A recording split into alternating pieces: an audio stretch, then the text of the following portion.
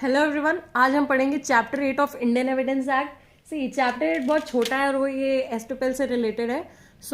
इसमें तीन ही सेक्शंस आते हैं, 115, 116 एंड 117। इन दोनों में मैंने दो डायग्राम बना रखे हैं because 115 is a very common number. Estoppel से रिलेट कर सकते हैं आप इसे। 116 में होता है estoppel of tenant of and of licensee. ठीक है, तो ये एक जगह है, इसका टेनेंट या फिर इसका लाइसेंसी, इसको रेंट कर लिया किसी ने। या फिर 117 है estoppel of acceptor of bill of exchange, bailee और लाइसेंसी। ठीक है, ये बिल ऑफ एक्सचेंज है, ये एक तरह से मैंने आपका चेक बनाया हुआ है, ज्यादा समझ में नहीं आ रहा है तो इसको बस इस तरह से एक ट्राइंगल बना लो, क्योंकि इसमें तीन सेक्शंस आते हैं। ठीक है, ट्राइंगल तो क्या है, एस्टोपेल, ये हो गया घर और ये हो गया बिल ऑफ एक्सचेंज। ठीक है, अब हम लोग आते हैं इसके लिटरेचर वाले पार्ट पे। हाँ, तो चैप्टर नंबर 8 सेक्शन 115 एस्टोपेल। ठीक है, एस्टोपेल में क्या आता है, when one person has by his declaration, act or omission intentionally cause or permitted another person to believe a thing to be true and to act upon such belief, neither he nor his representative shall be allowed in any suit or proceeding between himself and such person or his representative to deny the truth of that thing। इसको simply आप क्या बोल सकते हो, वचन, मेरा वचन ही है मेरा शासन।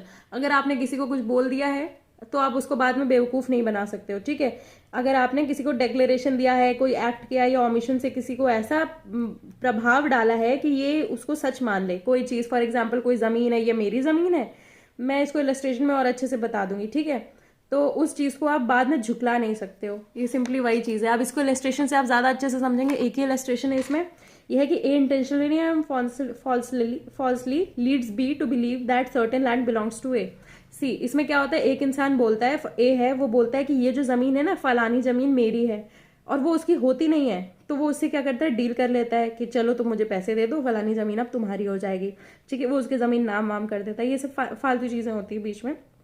ठीक है, अब उसके बाद क्या होता है, ए के पास वो जमीन आ जाती है किसी तरह, तो बाद में वो उसको मना नहीं कर सकता कि यार ये तो फ्यूचर कॉन्ट्रैक्ट मैंने किया था, ये ऐसा थोड़ी है, ये जमीन अब मेरी ही हो गई, ये तुम्हारी नहीं हो सकती है क्योंकि वो फ्यूचर कॉन्ट्रैक्ट था। ऐसा नहीं हो सकता। You can not stop that denying, you can not deny कि हाँ तुमने पहले डील किया था, क्योंकि ये एस्टोपेल से प्रोटेक्टेड है। तुम किसी का पागल नहीं बना सकते, तुम किसी का काट नहीं सकते हो, सिंपली ये बात है। लॉ इसको एस्टोपेल के थ्रू प्रोटेक्ट करता है। ठीक है, एक और चीज देख लीजिए आप, तीन तरह के एस्टोपेल होते हैं, estoppel by record, estoppel by deed, estoppel by conduct.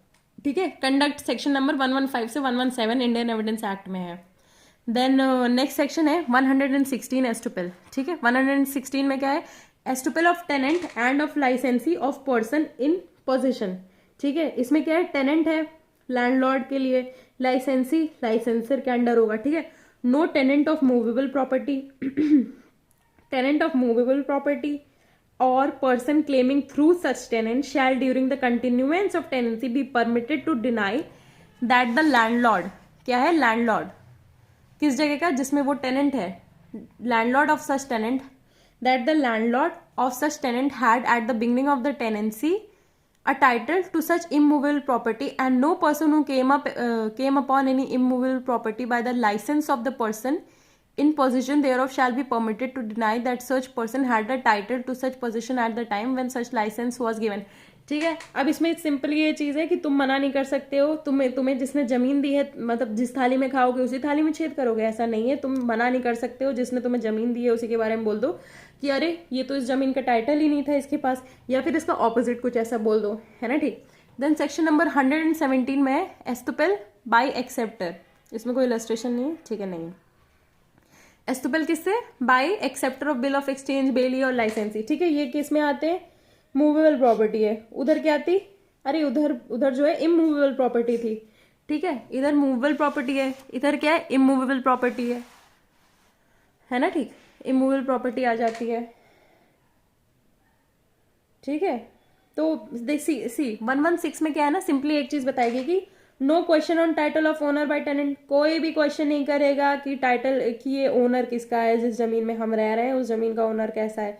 या दूसरा है, no permit to say afterwards that licensor had no right to property, कोई ये भी नहीं बोलेगा लाइसेंसर के लिए कि अरे इसके पास तो कोई राइट ही नहीं था, इसने हमको लाइसेंस दे दिया, फर्जी लाइसेंस दे दिया, ऐसा कोई नहीं बोलेगा। ठीक है, अगर उसने तुम्हें लाइसेंस दिया है तो वो सही लाइसेंस होगा, ऐसा लॉ मानेगी। फिर इसके बाद है, no acceptor of a bill of exchange shall be permitted to deny that the drawer had authority to draw such bill or to endorse it. ठीक है, किसी भी एक्सेप्टर, बिल ऑफ एक्सचेंज के एक्सेप्टर के पास परमिशन नहीं होगी deny करने की कि ड्रॉवर के पास क्या थी, had authority to draw such bill or to endorse it, nor shall any bailee or licensee be permitted to deny that his bailer or licenser had, at the time when the bailment or license commenced authority to make such bailment or grant such license. कोई भी मना नहीं कर सकता, बाद में मना नहीं कर सकता। सिंपली ये बात है, तुम बाद में नहीं बोल सकते कि अरे बिल ऑफ एक्सचेंज जिसने ड्रॉ किया उसके पास वो राइट नहीं थी। बेली जो था वो ये नहीं बोल सकता है कि अरे इसके पास राइट नहीं थी, ठीक है। लाइसेंसी का भी सेम है। अब इसमें एक्सप्लेनेशन है, the acceptor of bill of exchange may deny that the bill was really drawn by the person by whom it purports to have been drawn. The explanation to it, if a bailee delivers the goods bailed to a person other than the bailer, he may prove that such person had a right to them as against the bailer. बाद में तुम बता सकते हो। Explanations में ये है कि ठीक है, तुम बोल सकते हो कि बाद में तुम ये बोल सकते हो कि हाँ, उस जिस पर्सन को डिलीवर किया है बेल वाला चीज, उस इंसान के पास उसकी राइट थी, ना कि उसकी जिसने उसको फर्निश किया, ठीक है। बस इसको बाद में आप प्रूव कर सकते हो, ये चीजें बाद में प्रूव हो सकती हैं, अदरवाइज नहीं हो सकती हैं। Thank you.